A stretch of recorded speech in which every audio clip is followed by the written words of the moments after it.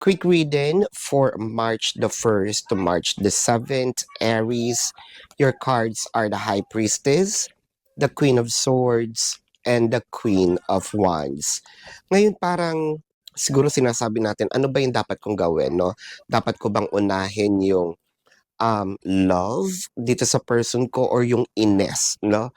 Dahil medyo may pagka, hindi rin maganda yung ginagawa ni person, pero mas pinipili ko yung love, no? Mas pinipili ko yung pagkakaroon ng harmony at pagkakaroon ng intindihan sa amin.